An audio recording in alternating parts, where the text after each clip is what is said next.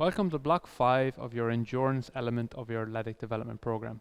Up to now, we've been fairly reserved on how far we want your thresholds to be pushed, keeping you reserved in that maximum 180 beats per minute and nothing more. But now we want you to progress past that. So if you are using heart rate belts or heart rate analysis on your runs, now you can progress past 180 beats per minute.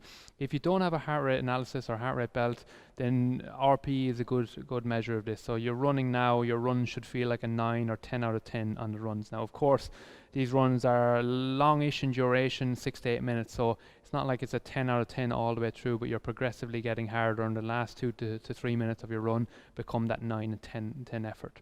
So for the adult, we're doing 4 sessions, and you see the new timetable being posted also.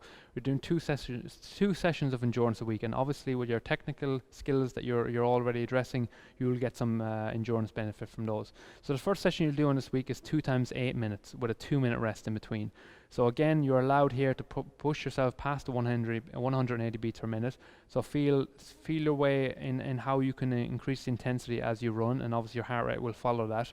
But try and pace yourself throughout the run. It's not going maximum effort from the first 2-3 minutes. You want your strongest pace to be the last 2 to 3 to maybe 1 minute of the run. So graduate yourself into the run, and the last 2-3 minutes then really push it and get past that 180 beats per minute. Now, with your endurance stuff, your stability and mobility will really help the benefit of those runs. So if you can, before you go out for a run, a 6-minute run, 8-minute run, then ensure that your stability and mobility is done before. You'll see such a difference in your run between not doing it and doing it. And the more impact, the better effect you can have in the session itself, the better for you in the long run. So stability and mobility investment early on can benefit you in other elements of your training also. So the first session is 2 times 8 minutes, and the second session of the week is 3 times 8 minutes.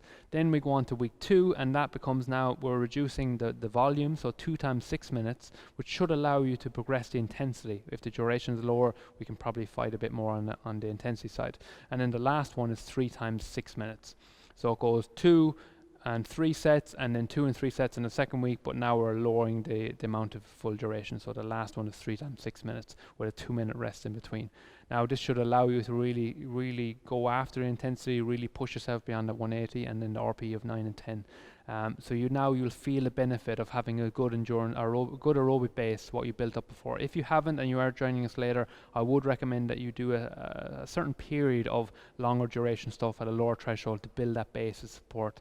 The analogy I like to use, if we can widen the base of the mountain, then the higher the peak can be. So if we don't have a good base that we're building some of the higher threshold stuff on, it falls down in the longer periods and you don't get the best benefit from. So I hope you enjoy your training. I see the progressions now in all elements of the units, but now the endurance is now becoming a far more intensive and shorter in duration. But I hope you're enjoying it. Hope you're staying consistent. Obviously eat well, sleep well, all the important things, but to really invest yourself in the stability and mobility before you go and do your endurance. Best of luck. See you again soon.